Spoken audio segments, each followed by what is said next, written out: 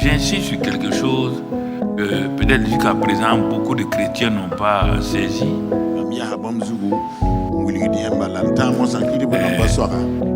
Plusieurs pensent que c'est Dieu qui a besoin d'eux. Dieu n'a pas besoin de toi ni de moi. Si il est Dieu, il n'a pas besoin de toi et moi.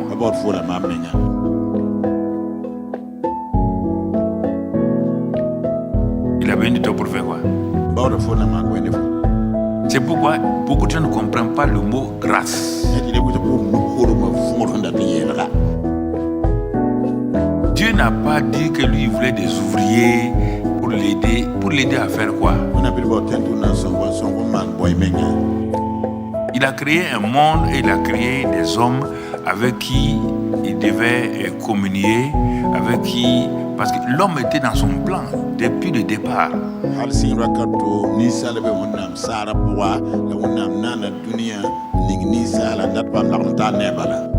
Et quand il a créé, cet homme-là a dit non.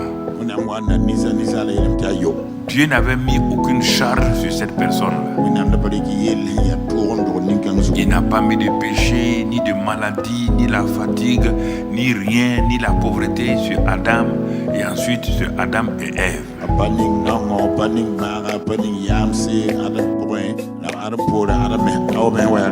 Au contraire, il leur a donné une présence qu'on appelle Éden, présence délices, paix, joie et tout.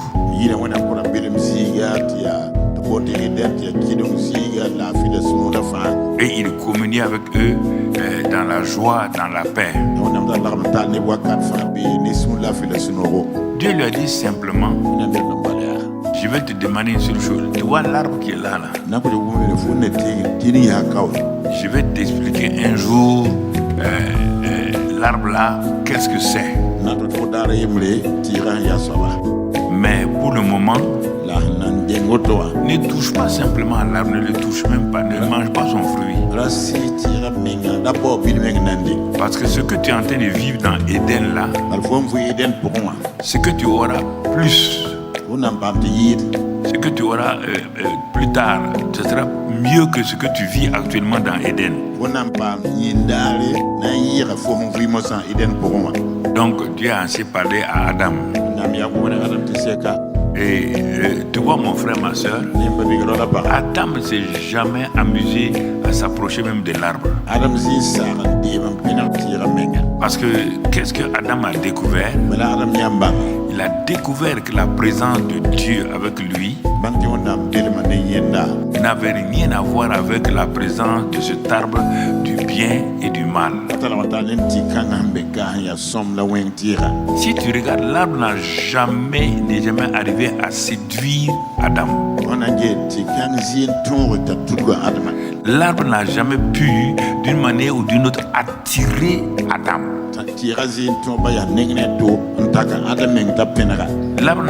Adam n'a jamais dit, cet arbre-là, j'ai vu, il était bon à manger, il est intelligent, rien. Adam était comme... par rapport à l'arbre-là, il n'y avait rien qui l'attirait.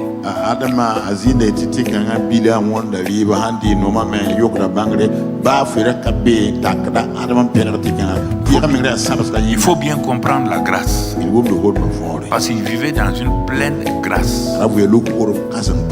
La grâce suffisante, surabondante, triomphante, prodigieuse, qui donne le repos et qui se multiplie. Les 5 faces de la grâce. Donc, c'est ça qui conduisait Adam. Mais quand Dieu a dit qu'il n'était pas... Maintenant, pour l'œuvre que Dieu a préparée,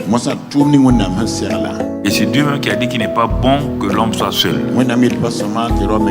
Parce qu'il a vu que l'homme devait se multiplier pour remplir la terre.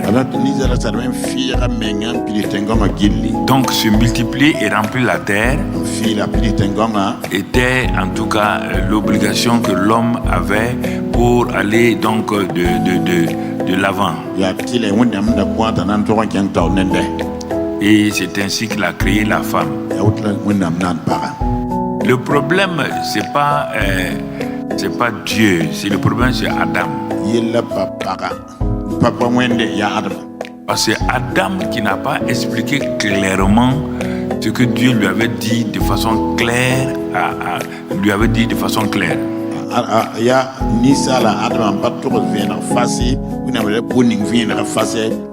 Et même quand sa femme a été attirée, il ne s'est pas arrêté pour dire, parce qu'il croit qu'il avait une présomption, il pensait que peut-être Dieu avait dit ça à Ève. Non, Dieu n'avait rien dit à Ève, puisque quand il a ouvert les yeux, il a vu Ève. Donc Dieu n'avait rien dit à Ève.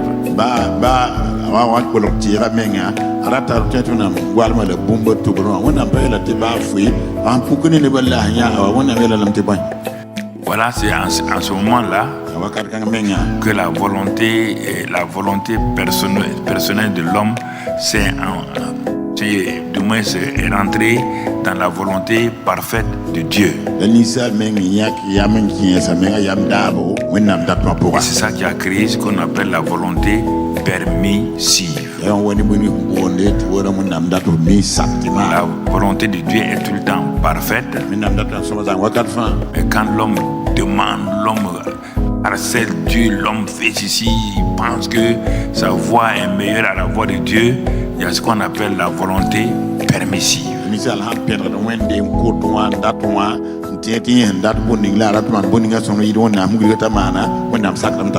Qui semble faire du bien au départ, mais dont la fin, comme dit le livre des Proverbes, la fin est une mort. Donc vous voyez, c'est cet élément qu'on va avoir à développer au fur et à mesure. Doit nous situer. Le deuxième élément qu'on va voir plus tard, c'est que l'œuvre de Dieu, il faut bien la comprendre. Il dit dans Éphésiens 2, par exemple, dit que lui, il a préparé des bonnes œuvres pour nous afin que nous les pratiquons. Quand on voit ces bonnes œuvres-là, il y a une partie qu'on connaît. C'est ce qu'il a dit à Adam et Ève dans le jardin d'Éden. Donc voilà, il doit faire ça, il doit faire ça, il doit faire ça. Mais il y a une autre partie qui est cachée. Il n'a rien à voir avec le travail qu'on fait manuellement, physiquement ou je ne sais pas moi, financièrement et tout. Ça c'est concernant la volonté de Dieu pour que le règne de Dieu soit établi sur la terre. Et que, comme il a dit dans sa prière, que la volonté de Dieu soit faite sur la terre comme elle est faite au ciel.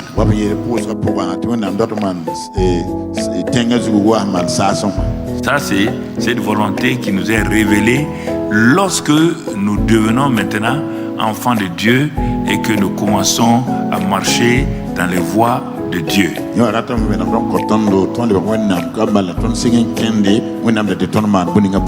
Mais si vous regardez à ce niveau encore, si vous discernez, vous allez voir que nous avons, en tant que chrétiens, nous avons mis les choses, le travail physique, matériel, avant la révélation de l'œuvre que Dieu veut nous confier pour faire.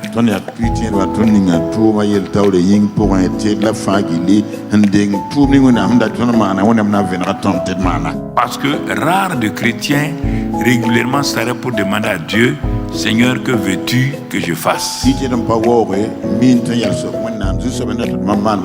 La prière courte de Paul dans Acte 9 était une prière puissante. Il a travaillé pour Dieu. Il a fait beaucoup de choses pour Dieu. Mais comme ce n'est pas la volonté de Dieu, écoutez-moi très bien là-bas, pasteur et autres. Parfois vous êtes frustrés parce qu'on ne dit pas de faire ceci, on ne vous dit pas de chanter. Vous êtes frustrés inutilement alors que ce n'est même pas la volonté de Dieu. Que vous le fassiez, vous ne le fassiez pas, ça ne vous donne pas de points, ça ne vous retranche pas de points.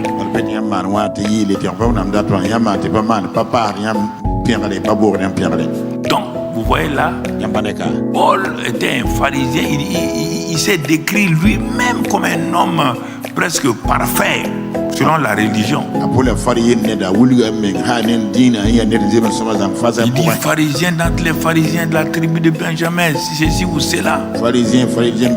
Il dit par rapport à la loi, lui il est net tout. Alors pourquoi tu tues les gens? Ça ne donne pas la paix et la joie. Ça ne donne pas le repos. Il ne connaît pas la grâce. Il ne connaît pas la grâce. Alors, c'est ça justement.